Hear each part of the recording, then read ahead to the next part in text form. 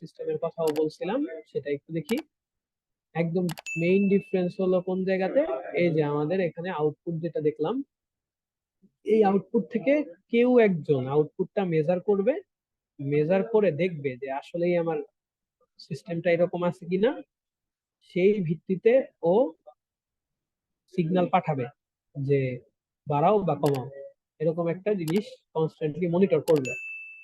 একদম শুরু থেকে শেষ পর্যন্ত আমার সিস্টেমটাকে মনিটর করবে। তো তাহলে খুবই সহজে বোঝা যাইতেছে যে এটা যে কনস্ট্যান্ট মনিটরিং করতেছে, কনস্ট্যান্টলি সিগন্যাল পাঠাচ্ছে কম বা বেশি, তাহলে আমার এই যে আমার প্ল্যান্ট প্রসেস এটা ঠিকভাবে রান করবে। ঠিক আছে, যত ডিস্টারবেন্স থাকুক, ডিস্টারবেন্স ধরেন কোনো একটা স্টেজে বেড়ে গেল, তখন এখানে ইররও বেশি হবে, সেই ইররটাও মেপে বলবে যে ইরর বেশি হইতেছে, কারণ কমতেছে বা বাড়তেছে, সেই ভিত্তিতে তুমি ইনপুট সিগন্যালটা বাড়ায় দাও, ইনপুট সিগন্যালটা কমায় দাও, সেটা বলে দিবে। ঠিক আছে। আচ্ছা, তো এই ফিডব্যাক কন্ট্রোল সিস্টেম বা ক্লোজ লুপ কন্ট্রোল সিস্টেমের অ্যাডভান্টেজ ডিসঅ্যাডভান্টেজ গুলো বলা আছে, এগুলো আমি আর খুব একটা বাড়াচ্ছি না কথা। জাস্ট ওপেন লুপ কন্ট্রোল সিস্টেমের ডিসঅ্যাডভান্টেজ গুলাই এটার অ্যাডভান্টেজ, আর অ্যাডভান্টেজ গুলাই এটা ডিসঅ্যাডভান্টেজ। ঠিক আছে, তো এগুলো একবার করলেই সবকিছু বুঝে যাবেন, আপনাদেরকে বলছি, আপনারা জানেন। তো এখানে এটার কম্পারিজন আছে, ওপেন লুপ কন্ট্রোল সিস্টেম আর ক্লোজ লুপ কন্ট্রোল সিস্টেম, এটাও ইম্পর্টেন্ট। এই পুরাটা টেবিল যদি আপনারা দেখেন, তাহলে আপনাদের সবকিছু মোটামুটি ক্লিয়ার হয়ে যাবে, প্রত্যেকটা কথা এখানে চলে আসছে আসলে। তো একবার করে একটু দেখে নিবেন। আর এটা নিয়ে কথা না বলি, আমরা সামনের দিকে আগাই। ঠিক আছে। আচ্ছা, দেখি এখন, এটা ছিল আমাদের লেকচার 2 এর মেইন কন্টেন্ট। লেকচার 3 এর কন্টেন্ট মেইনলি এখান থেকে শুরু, এটা একটু ছোট্ট এমনি কথা আছে। আমরা যখন একটা কন্ট্রোল সিস্টেমকে ডিজাইন করব বা অ্যানালাইজ করব যে কন্ট্রোল সিস্টেমটা কতটুকু এফিশিয়েন্ট, সেটার জন্য কিছু কিছু জিনিস আমাদের দেখা লাগবে। কি কি? যে সিস্টেমটা ট্রানজিয়েন্টের ক্ষেত্রে কিরকম রেসপন্স করে, স্টেডি স্টেট এর ক্ষেত্রে কিরকম রেসপন্স করে, বা স্টেডি স্টেট এরর হলে কিভাবে রেসপন্স করে, এই দুইটার ভিত্তিতে আমরা সেক্ষেত্রে ডিসিশন দিব যে আমাদের কন্ট্রোল সিস্টেমটা স্টেবল নাকি আনস্টেবল, আমাদের কন্ট্রোল সিস্টেমটা কতটুকু রিলায়েবল। ঠিক আছে। ট্রানজিয়েন্ট রেসপন্স বলতে আমরা সাধারণত বুঝি হুট করে একটা বড় কোনো সিগন্যাল চলে আসলে সেই বড় সিগন্যালের ভিত্তিতে কন্ট্রোল সিস্টেমটা কিরকম রিয়াক্ট করতেছে, রিয়াকশনটা কি ঠিক আছে নাকি ঝামেলা। যেমন হুট করে যদি একটা সিগন্যাল চলে আসে, তাহলে আউটপুটটা অবশ্যই চেঞ্জ হয়ে যাবে, মানে আউটপুটটা আগের মতো থাকবে না। কত তাড়াতাড়ি কন্ট্রোল সিস্টেমটা এই ট্রানজিয়েন্টটার ভিত্তিতে রেসপন্স করে আবার ওর পূর্বের স্টেবল পজিশনে ফিরে আসতেছে, সেটার উপর ডিপেন্ড করে আসলে যে সিস্টেমটা কতটুকু রিলায়েবল। ঠিক আছে, এগুলো আমরা পড়বো, transient response, steady state response, এইসব বিষয়ে আমরা একটু ডিটেলস পড়বো পরে। তো এই দুইটা রেসপন্স এর ভিত্তিতে আমরা বলবো টোটাল রেসপন্সটা কত।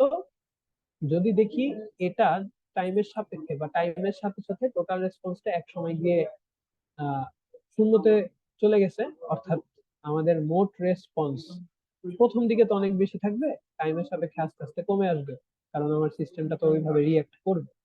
পরে যখন জিরোতে চলে আসবে, তখন আমরা সিস্টেমটাকে বলবো স্টেবল। ঠিক আছে।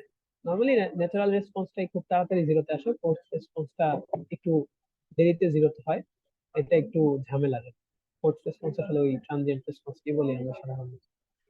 আচ্ছা, তো এখন এই যে আমরা অ্যানালাইজ ডিজাইনের কথা বলতেছি, আমাদের তো ডিজাইনের ক্ষেত্রে আর অ্যানালাইজের ক্ষেত্রে এই ব্যাপারগুলো খেয়াল রাখতে হবে যে কন্ট্রোল সিস্টেমটা কিরকম কি হ্যান্ডেল করতে পারে।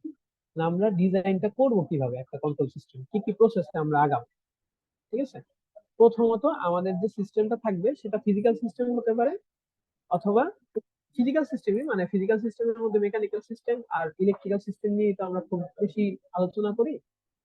ইলেকট্রিক্যাল সিস্টেম হলো আমাদের নিজেদের ইঞ্জিনিয়ারিং সাবজেক্টের মধ্যে পড়ে, আর মেকানিক্যাল সিস্টেম আমাদের দরকার, কারণ হলো আমাদের যত ধরনের অটোমোবাইল থাকুক বা এসি থাকুক বা যে ধরনের জিনিসপত্র থাকুক, এগুলো কিন্তু সব মেকানিক্যাল আইটেম। ঠিক আছে।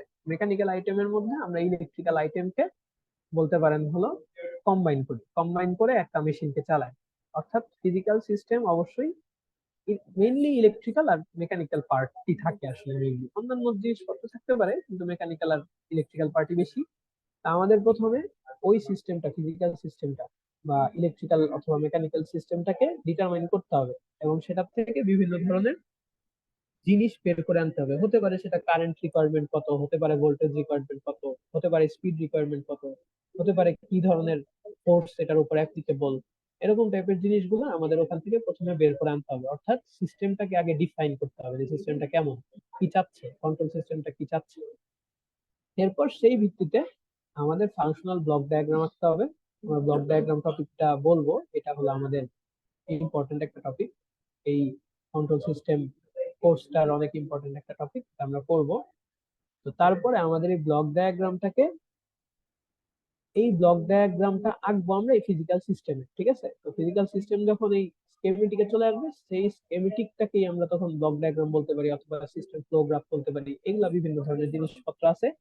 তো ওই block diagram, signal flow diagram অথবা স্টেট স্পেস রিপ্রেজেন্টেশনের মাধ্যমে আমরা এই যে এখানে যে সিস্টেমটা, সেই সিস্টেমটাকে রিপ্রেজেন্ট করব। ঠিক আছে, করে তারপর সেটাকে আমরা ছোট করে নিয়ে আসবো আর কি। আমার কথা তো শোনা যাচ্ছে না?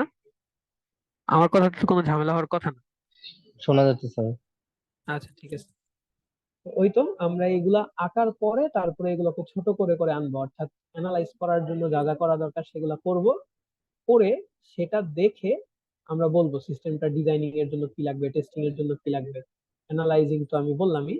সেই হিসেবে আমার কন্ট্রোল সিস্টেমটাতে কি কি স্পেসিফিকেশন দেওয়া লাগবে, অর্থাৎ কি কি কাজ করা লাগবে, কোন দিকে কোন সিস্টেম বা বলতে পারেন কোন এলিমেন্ট যোগ করা লাগবে, সেটা আমরা তখন ডিসাইড করতে পারবো একটা অ্যানালাইসিস করার পর।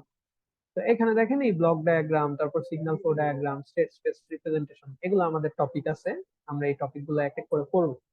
তো দেখ, এই হলো আমাদের লেকচার 2 ছিল, কিন্তু মেইনলি এই জিনিসটা আমরা আজকে দেখলাম। তো এখন আরেকটা জিনিস দেখি।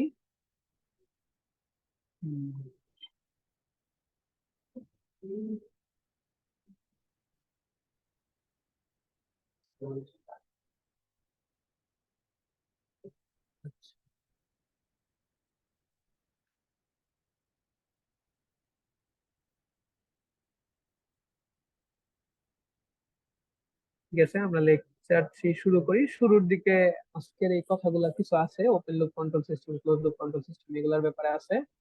আমরা মেইনলি শুরু করব হলো এখান থেকে। আচ্ছা, তো এখানে দেখি আমাদের কি আছে। আমরা ফিজিক্যাল সিস্টেম যেটা আছে সেটা বলতেছিলাম, সেই ফিজিক্যাল সিস্টেম গুলোকে মডেলিং করা লাগবে। অর্থাৎ ফিজিক্যাল সিস্টেমটাকে মেইনলি ডিটারমাইন করতে হবে যে আসলে সিস্টেমটার মধ্যে কি কি আছে, আমার সিস্টেমটা কিরকম বিহেভিয়ার দিতেছে, অথবা সিস্টেমটার মধ্যে কি কি ইনপুট আসতেছে, কি কি আউটপুট আমি পাইতে পারি সিস্টেমটা থেকে। এই জিনিসগুলো প্রথমে ডিটারমাইন করতে হবে। ডিটারমিনেশনের প্রসেসটাকে আমরা বলি মডেলিং। অর্থাৎ আমার সিস্টেমটা মডেল করা লাগবে। ঠিক আছে, একটা ইয়ে আসতেছে না। আচ্ছা, তো এখানে দেখা যাইতেছে একটু,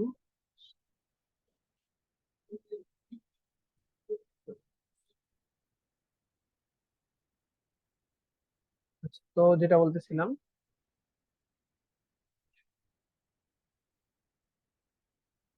এখানে দেখতেছি আমরা যে মডেলিং অফ ফিজিক্যাল সিস্টেম, অর্থাৎ একটা ফিজিক্যাল সিস্টেমকে মডেল করব। সেই মডেলিংটা কি কি ধরনের হতে পারে। ঠিক আছে, প্রথমে আগে আমরা দেখি কন্ট্রোল সিস্টেম। অবশ্যই একটা সিস্টেম, ফিজিক্যাল সিস্টেম যেটা, সেটাকে আমরা ম্যাথমেটিক্যাল কিছু ইকুয়েশন দিয়ে প্রকাশ করতে পারি। সেই ম্যাথমেটিক্যাল ইকুয়েশন গুলাই কন্ট্রোল সিস্টেমকে বলে দিবে যে এই তোমার করা লাগবে। তো এই যে ম্যাথমেটিক্যাল ইকুয়েশনের মাধ্যমে আমরা একটা ফিজিক্যাল সিস্টেমকে মানে ফিজিক্যাল সিস্টেমকে প্রকাশ করতেছি, সেই জিনিসটাকে আমরা বলতেছি ম্যাথমেটিক্যাল মডেলিং। ঠিক আছে, তো ম্যাথমেটিক্যাল মডেলিং সাধারণত এই ধরনের হয়: commonly used differential equation model, transfer function model, state space model. এখন এই মডেলিং গুলা জানার জন্য আমাদের ল্যাপ্লাস জানা লাগবে। আমরা ল্যাপ্লাস নিয়ে পরের দিন কথা বলবো। আজকে আমরা মোটামুটি আগে মডেলিং এর ব্যাপারে একটু এমনি আলোচনা করি যে কিসের কিসের আমরা মডেল করব, কি কি দেখবো, আমরা কি কি পাবো, এইসব রিলেটেড জিনিসপত্র আমরা দেখবো। আচ্ছা, তো এই যে আমরা মডেলিং গুলা করব বা ফিজিক্যাল সিস্টেমকে ডিফাইন করব, সেগুলা আমার সিস্টেমটা অ্যানালাইসিস আর ডিজাইনে খুবই দরকারি। ঠিক আছে, এটা তো আমরা বলেই আসলাম যে আমাদের সিস্টেমের অ্যানালাইসিস আর ডিজাইন করতে হলে বেশ কিছু কাজ করা লাগবে। প্রথমত ট্রানজিয়েন্ট রেসপন্স, স্টেডি বলে স্টেডি স্টেট রেসপন্স, এই জিনিসগুলো দেখে তারপর ওইটার ব্লক ডায়াগ্রাম ডিজাইন করা লাগতে পারে, সিগন্যাল ফ্লো ডায়াগ্রাম আঁকা লাগতে পারে, এই জিনিসগুলো লাগতে পারে। তো সেক্ষেত্রে শুরুতেই আগে আমার ফিজিক্যাল সিস্টেমটাকে ডিফাইন করা লাগে। তো সেজন্য আমরা যেহেতু ফিজিক্যাল সিস্টেমকে ডিফাইন করার জন্য এই মডেলিং গুলা ইউজ করতেছি, তার মানে এটা তো খুবই ইম্পর্টেন্ট, বোঝাই যাচ্ছে। ঠিক আছে। তো আমরা যখন কোন একটা সিস্টেমের ইনপুট আর আউটপুট জানবো, তখন আমরা এটাকে ডিজাইন করতে পারবো। ঠিক আছে, যে কিরকম আউটপুট আমার লাগবে আর কি ইনপুটের ভিত্তিতে আমি আউটপুটটা পাচ্ছি, এগুলা যখন জানবো তখন আমরা ম্যাথমেটিক্যাল মডেলিং এর মাধ্যমে কন্ট্রোল সিস্টেমটা ডিজাইন করতে পারবো। ঠিক আছে। তো এই কথাগুলো এখানে বলা আছে, আর আমরা তো এগুলা বাংলা কথা বুঝি, জিনিসগুলো আমাদের বুঝতে খুব একটা কষ্ট হওয়ার কথা না। তো আমরা এই প্রত্যেকটা জিনিস দেখবো, এই প্রত্যেকটা জিনিস differential equation model, transfer function model, state space model, এগুলো প্রত্যেকটা দেখবো। ঠিক আছে। তো এই যে আমাদের যে ফিজিক্যাল সিস্টেম গুলার কথা বলছি, ফিজিক্যাল সিস্টেম কি কি ধরনের হতে পারে সেটা একটু আগে এমনি বলছিলাম, যে আমাদের most of the physical system হলো মেকানিক্যাল সিস্টেম আর ইলেকট্রিক্যাল সিস্টেম। ঠিক আছে। তো মেকানিক্যাল সিস্টেম আর ইলেকট্রিক্যাল সিস্টেম বাদেও অনেক ধরনের হতে পারে, এগুলাই এখানে বলা আছে। Thermal system, hydraulic system, chemical system, etcetera আরো হতে পারে। মেইনলি আমরা মেকানিক্যাল আর ইলেকট্রিক্যাল নিয়ে কথা বলবো আর কি, কারণ আমাদের আলোচনার টপিকও এটা, আর ম্যাক্সিমাম ইঞ্জিন বা ম্যাক্সিমাম মেশিন এই দুইটার উপর ডিপেন্ড করে। আচ্ছা। ঠিক আছে, তারপর আমরা দেখি। তো এই হলো আমাদের মেইনলি আমরা কোনগুলা নিয়ে আলোচনা করব সেটা আমরা দেখলাম, মেকানিক্যাল আর ইলেকট্রিক্যাল, এই দুইটা নিয়ে আমরা বেশি কথা বলবো, এগুলা নিয়ে আমরা খুব একটা থাকবো না। কিন্তু ফিজিক্যাল সিস্টেম কি কি ধরনের হতে পারে ওইটা তো এখানে লেখাই আছে। আচ্ছা, তারপরে দেখেন আমরা ম্যাথমেটিক্যাল মডেলিং যে করব, সেই ম্যাথমেটিক্যাল মডেলিং আসলে কি, জিনিসটা কি। একটু আগে বললাম যে আমরা কিছু একটা সিস্টেম কি কি ইকুয়েশন এর উপর ডিপেন্ড করে, বা বলতে পারেন যে আমার একটা সিস্টেম, এটার উপর ফোর্স দিতেছেন আপনি, ফোর্সের ভিত্তিতে এটার কোনো একটা ডিসপ্লেসমেন্ট হতে পারে, ওর বেগের একটা চেঞ্জ হতে পারে, ওর হয়তো কোনো একটা অ্যাক্সিলারেশন থাকতে পারে। অর্থাৎ ওর কি কি চেঞ্জ হবে ইনপুটের ভিত্তিতে, সেই গুলো আমরা যে ইকুয়েশন গুলোর মাধ্যমে প্রকাশ করব, সেট অফ ইকুয়েশনস, যেসব ইকুয়েশনের মাধ্যমে প্রকাশ করব, সেগুলাকে আমরা বলবো হলো ম্যাথমেটিক্যাল মডেলিং এর জন্য ইউজড ইকুয়েশন। ঠিক আছে। A mathematical model is a set of equations that represent the dynamics of system. Mainly দেখেন এখানে ম্যাথমেটিক্যাল মডেলিং এর মধ্যে আমার দেয়া আছে কি, differential equation model, transfer function model, state space model, এগুলো দেয়া আছে। তো প্রথমে আমাদের সবগুলো সিস্টেমকে আসলে ডিফারেনশিয়াল ইকুয়েশন মডেলে যেতে হবে, অর্থাৎ ইকুয়েশন গুলো ডিফারেনশিয়াল ইকুয়েশন হইতে হবে। এখানে ওই কথাটাই বলা আছে যে ইউজুয়ালি ডিফারেনশিয়াল ইকুয়েশন হয়, আমাদের ম্যাথমেটিক্যাল মডেলিং এর ইকুয়েশন গুলো ডিফারেনশিয়াল ইকুয়েশনই হয়। আচ্ছা, তো ভয় পাওয়ার কিছু নাই, ডিফারেনশিয়াল ইকুয়েশন এখানে অনেক সহজ। আপনারা আরো কঠিন কঠিন কোর্স করে আসছেন ম্যাথে, ডিফারেনশিয়াল ইকুয়েশন, ইন্টিগ্রাল ক্যালকুলাস, এগুলো প্রত্যেকটা জিনিস ছিল। যাই হোক, এখন আমাদের ডিফারেনশিয়াল ইকুয়েশন নিয়ে থাকলেই হবে। তো এরপরে আমরা দেখি যে এই জিনিসটা যদি আমাদের কমপ্লেক্স হয়, মানে কোন একটা সিস্টেম যদি কমপ্লেক্স হয়, তাহলে আমাদের ওই কমপ্লেক্স সিটিটাকে এড়ানোর জন্য আমাদের কিছু অ্যাজাম্পশন করে নিতে হয়। তো ওই জিনিসটা এখানে জাস্ট বলছে, এটা ইম্পর্টেন্ট কোনো লাইন না, এটাকে আপনারা ইগনোর করতে পারেন, এখন আপনারা এটা অত বুঝবেন না। তো এখানে যে ইকুয়েশন গুলার কথা বলতেছি, এই ইকুয়েশন গুলো আমরা পাবো কিভাবে। তো আমরা সিস্টেম দুইটা নিয়ে আলোচনা করবো বলছি, একটা হলো মেকানিক্যাল সিস্টেম আর একটা হলো physical system, sorry mechanical system আর ইলেকট্রিক্যাল সিস্টেম। মেকানিক্যাল সিস্টেম গুলার থেকে আমরা নিউটনের যে সূত্রগুলো আছে, নিউটনস ল অফ মোশন টাইপের যেসব সূত্রগুলো আছে, ওই সূত্রগুলো ইউজ করে ইকুয়েশন পেয়ে যাব। আর ইলেকট্রিক্যাল সিস্টেমের ক্ষেত্রে কিরচফস ল, মোস্ট পপুলার ল, এগুলো ইউজ করলে আমরা ইলেকট্রিক্যাল সিস্টেমের ক্ষেত্রেও ইকুয়েশন গুলা পেয়ে যাব। ঠিক আছে। তার মানে দেখেন, বুঝেন এই জিনিসগুলা কিন্তু আমরা আগে শিখছি, নিউটনস ল, কারশফস ল, এগুলো আমরা শিখছি। এগুলা ইউজ করেই আমরা এখন ডিফারেন্ট সিস্টেমের ইকুয়েশন গুলা গেইন করবো বা ইকুয়েশন গুলা পাবো। ঠিক আছে। আচ্ছা, তো মেকানিক্যাল সিস্টেম আর ইলেকট্রিক্যাল সিস্টেম কি, এগুলো আমরা বুঝছি। হুম। আর এই সিস্টেম গুলা যে আমরা ডিফাইন করব বা সেট অফ ইকুয়েশন বের করব, সেগুলো কিভাবে বের করবো, এগুলো আমরা মোটামুটি বলছি। আচ্ছা, এরপর দেখি আমরা এই যে যে আমাদের মেকানিক্যাল সিস্টেম নিয়ে কথা বলতেছিলাম, আমরা শুরুতে এখন মেকানিক্যাল সিস্টেম নিয়ে একটু আলোচনা করব। মেকানিক্যাল সিস্টেম গুলা কয় ধরনের হইতে পারে। সাধারণত ট্রান্সলেশনাল মেকানিক্যাল সিস্টেম হয় অথবা রোটেশনাল মেকানিক্যাল সিস্টেম হয়। মানে একদম সিম্পলি যদি চিন্তা করেন, তাহলে কোন একটা ফোর্স যদি কনস্ট্যান্টলি সরল রৈখিক ভাবে থাকে, যেমন ধরেন এই সিস্টেমে আমি এদিক বরাবর ফোর্স প্রয়োগ করতেছি, হতে পারে এখানে স্প্রিং, আর এখানে এই জিনিসটা আমরা একটু পরে বলতেছি, এটাকে সাধারণত ড্যাম্পার বা ড্যাশ পয়েন্ট বলে। এটা নিয়ে আমরা একটু পরে কথা বলবো। তো এদিক বরাবর ফোর্স দিলে আমার হতে পারে যে ওর সরণটা এদিক বরাবর হচ্ছে, আবার হতে পারে স্প্রিংটা অনেক বেশি বল দিয়ে আমাকে এদিকে ধাক্কা দিতেছে। অর্থাৎ আমি বল যেদিকে প্রয়োগ করতেছি সেই সরল রেখা বরাবরই আমার সরণ, বেগ, ত্বরণ এই জিনিসগুলো ডিপেন্ড করতেছে। অর্থাৎ এই সিস্টেমটার সব ভেরিয়েবল একটা সরল রেখা বরাবর আছে বা একটা সরল রেখিক জায়গার মধ্যে আছে। সেক্ষেত্রে আমরা ওইগুলাকে ট্রান্সলেশনাল সিস্টেম বলতে পারি। অর্থাৎ একদম সরল রেখার মধ্যে থাকবে, ঠিক আছে, সরল রেখার মধ্যে থাকবে, লিনিয়ার থাকবে, একটা জায়গার মধ্যে থাকবে। আর রোটেশনালটার মধ্যে কি থাকবে? আমাদের পুরা সিস্টেমটা ঘুরবে, যেহেতু তার মানে এর ফোর্স, ভেলোসিটি, এগুলো সবকিছুই চেঞ্জ হতে পারে না। লেখাটা একটু খারাপ হয়ে গেছে, যাই হোক। রোটেশনাল সিস্টেমের ক্ষেত্রে কি আমার যতগুলো ভেরিয়েবল থাকে, ফোর্স, ভেলোসিটি, ডিসপ্লেসমেন্ট অথবা ভেলোস অ্যাক্সিলারেশন, সবগুলাই হয়তো রোটেটিং, হয়তো না, অবশ্যই রোটেটিং, এই জন্য আমরা রোটেশনাল সিস্টেম বলতেছি। যেমন গিয়ার বক্সের যে ব্যাপারটা, ওই গিয়ার বক্সের ব্যাপারটাকে আমরা বলতে পারি রোটেশনাল সিস্টেম। আর এটা অবশ্যই মেকানিক্যাল সিস্টেমের মধ্যে পড়ে। এই দুটা ভাগে আমরা ভাগ করতে পারি, ট্রান্সলেশনাল সিস্টেম আর রোটেশনাল সিস্টেম, ঠিক আছে। তো ট্রান্সলেশনাল সিস্টেম নিয়ে আমরা অনেক বেশি আলোচনা এইচএসসি তেও করে আসছি, এখানেও আমরা করব। রোটেশনাল সিস্টেমটা একটু অড, এটাও আমরা করব, একটু হালকা করে পড়বো। মেইনলি আমরা ট্রান্সলেশনাল সিস্টেমটা পড়বো। আচ্ছা, তো এখানে এই চিত্র থেকে কিছুটা বোঝা যাইতেছে যে আমাদের একটা ট্রান্সলেশনাল সিস্টেমে কি কি থাকতে পারে। মেইনলি একটা ট্রান্সলেশনাল সিস্টেম, এই যে দেখেন, এটা একটা মাস, মাস থাকতে পারে একটা, এটাকে আমরা বলি স্প্রিং, স্প্রিং থাকতে পারে। আর এটাকে আমরা বলি হলো ড্যাশ পয়েন্ট বা ড্যাম্পার, ঠিক আছে, ড্যাম্পার বলি আমরা সাধারণত। যে effect সেটাকে ড্যাম্পিং করে দিচ্ছে, মানে কমায় দিচ্ছে। অর্থাৎ আপনি এদিকে ফোর্স দিলে ও বিপরীত দিকে একটা ফোর্স ক্রিয়েট করবে, ঠিক আছে? বা বেগকে কমায় দিবে। তো এগুলা এখানে বলা আছে যে আমাদের ট্রান্সলেশনাল মেকানিক্যাল সিস্টেম তিনটা বেসিক এলিমেন্ট দিয়ে তৈরি।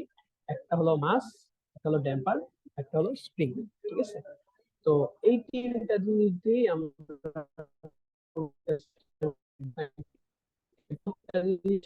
ইকুয়েশন গুলা ভিন্ন ভিন্ন, ওই ইকুয়েশন গুলোর ভিত্তিতেই আমরা ডিফারেন্সিয়াল ইকুয়েশন গুলা বিল্ড করি, ঠিক আছে। তো নর্মালি কি করে, আপনি যখন মাস নিয়ে চিন্তা করবেন, তখন একটা মাস কি করবে, আপনি যদি ফোর্স দেন তাহলে ও একটা অ্যাক্সিলারেশন লাভ করে। তো আমরা একটা জিনিস অনেক অনেক অনেক অনেক বেশি পড়ছি, নিউটনের সূত্র, নিউটনের সেকেন্ড ল। সেটার মধ্যে ছিল হলো আমাদের, সেটা থেকে আমরা পাইতাম F equal to M A, তাই না? যে কোনো একটা এম ভরের বস্তুর উপর এফ বল প্রয়োগ করা হলে তাহলে সেটা এ ত্বরণ লাভ করবে। তাই এটা আমরা আসলে নিউটন দ্বিতীয় সূত্র, যেটা যে কোনো একটা বস্তুর উপর যে কোনো দিকে প্রযুক্ত বল এর ভরবেগের পরিবর্তনের সমানুপাতিক, এবং ভরবেগের পরিবর্তনের হার এর উপর প্রযুক্ত বলের দিকে আর কি, হ্যাঁ, সরি, ভরবেগের পরিবর্তনের দিক এর উপর প্রযুক্ত বলের দিকে, হ্যাঁ, এরকম টাইপের একটা জিনিস ছিল। তো ওইটা থেকে এই সূত্রটা আসছিল। তো ও সবসময় এই সূত্রটা মানবে। তারপরে আমরা স্প্রিং এর ক্ষেত্রে কি জানি, স্প্রিং কে যদি আপনি একটা ফোর্স দেন তাহলে ও প্রসারিত হবে অথবা সংকুচিত হবে। তো সেই ক্ষেত্রে ও একটা এনার্জি স্টোর করবে। আর যে আপনি ফোর্সটা প্রয়োগ করছেন সেই ফোর্সের ভিত্তিতে ওর এফ এর মান হবে F equal to K x, যেখানে কে টাকে বলি আমরা স্প্রিং কনস্ট্যান্ট বা স্প্রিং ধ্রুবক, ঠিক আছে। আর ড্যাম্পারটা কি? ড্যাম্পারটা হলো আপনি যখন এদিকে একটা বল দিবেন তখনও বিপরীত দিকে একটা বল দিবে। এটাকে আমরা কিছুটা ঘর্ষণের সাথে তুলনা করতে পারি। তো ঘর্ষণের মাধ্যমে বল দিয়ে বিপরীত দিকে একটা বল ক্রিয়েট করে আপনার এই বলের ইফেক্টটাকে কমায় দিবে, ঠিক আছে। তো এরকম একটা বিষয় আর কি। তো এই জিনিসগুলো দিয়ে আমাদের ট্রান্সলেশনাল মেকানিক্যাল সিস্টেম তৈরি হয়। আর এগুলোর প্রত্যেকটার জন্য যে আমরা কথাগুলো বললাম, এগুলো আমরা আরো ডিটেলস